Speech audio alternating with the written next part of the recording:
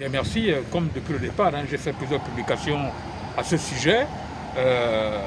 Ma lecture, c'est que l'ordre doit être rétabli. Les riverains qui ont été déguerpis, pour la majorité, ils ont été déjà dédommagés, d'autres relogés.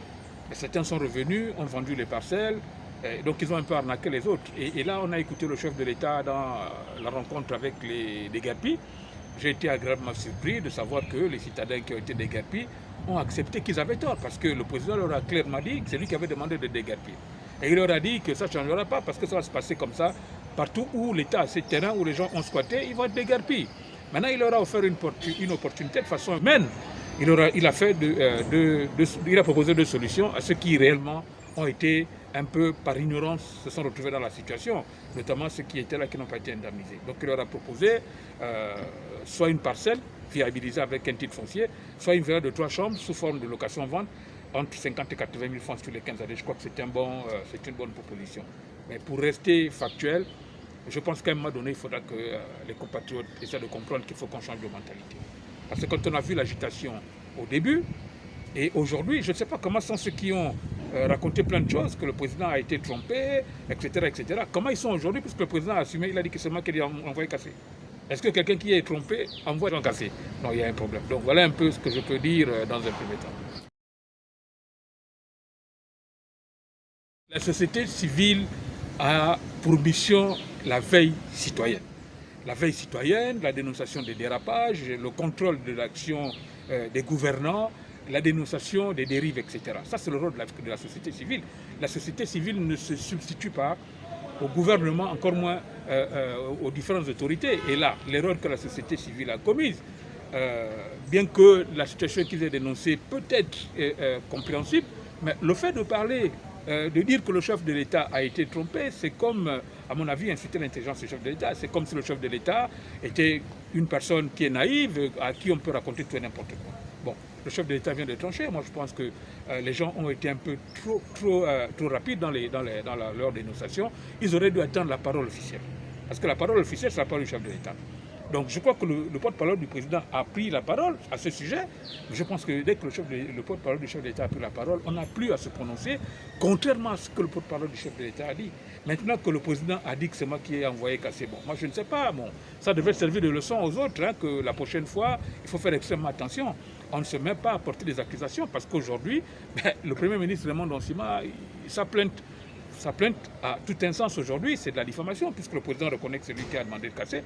Donc, je ne comprends pas comment est-ce que Raymond Donsima va être, à mon avis, comment on appelle ça, dédouané.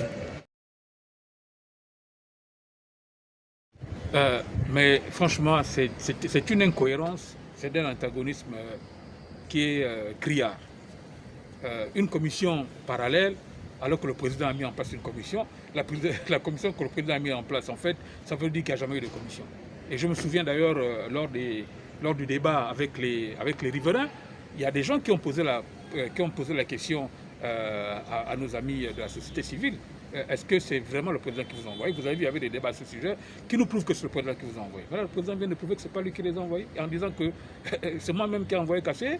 Et il a mis en place une commission multiforme où il y aura le vice-président, il y aura le ministère de l'urbanisme, le gouverneur de l'Estuaire, le maire de Libreville, la DGA et les services spéciaux, y compris les représentants des travailleurs. Où est la place de la société civile là? Il n'y a pas. Puisque le président n'a pas besoin d'intermédiaire pour discuter avec ses compatriotes. Il y a les compatriotes eux-mêmes qui sont concernés. Et il a dit, ceux qui ont bénéficié justement des dédommagements et qui sont restés, donc ce sont des fraudeurs, il a dit attention, parce que les services spéciaux vont mener des actions et chacun va assumer ses responsabilités. Maintenant, il y a un aspect qui n'a pas été soulevé, les raisons, la cause. Parce que pour moi, c'est la cause, pour que ça ne se reproduise plus. Qu'est-ce qui a fait que les gens soient là? Parce qu'en réalité, comment on peut justifier que des compatriotes restent sur les terres de l'État des années durant sans qu'il n'y ait eu d'alerte? Ça veut dire que normalement, les gens n'auraient pas dû construire si c'était un terrain de l'État. Qu'est-ce qui s'est passé? Mais il faut regarder, évidemment, la réforme doit se faire au niveau de l'État. Parce que les départements techniques qui s'occupent justement de gérer le foncier, ils ont failli. Et on apprend même qu'il y a des squatters, fictifs qui ont été créés pour bénéficier des dédommagements. Vous voyez, donc là, le président, il a réglé le problème social.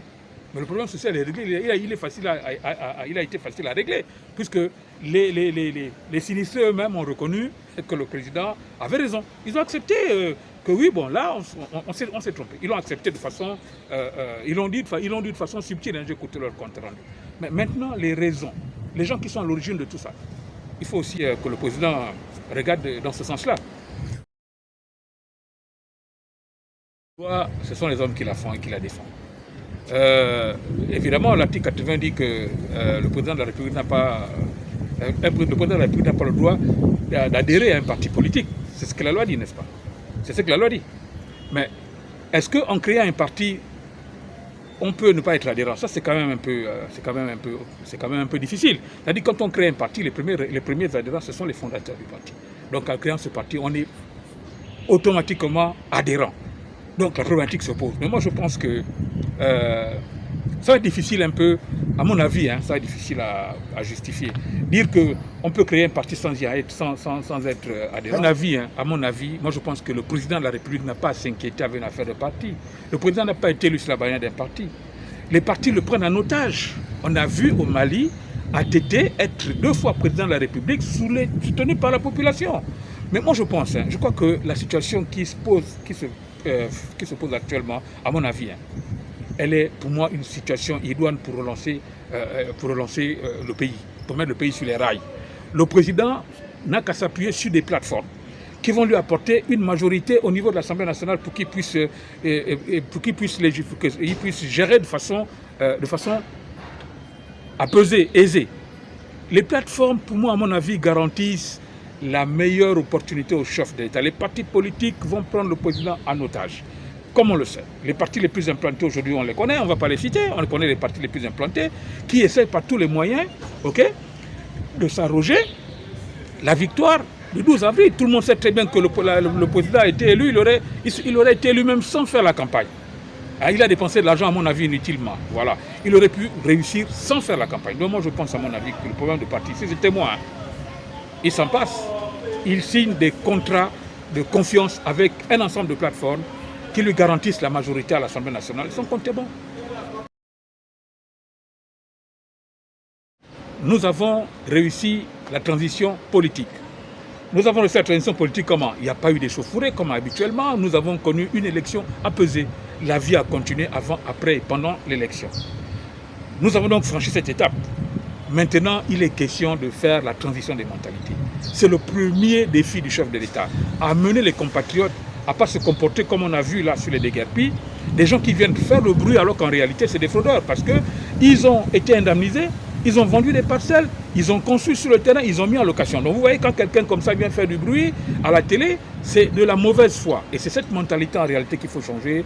Si on veut véritablement rentrer de plein pied dans la 5e République, on doit reformater la mentalité des Gabonais et on doit mener des actions dans le sens de l'éducation populaire pour inculquer les valeurs de la République à tous les citoyens. Sinon, on n'aura rien fait du tout.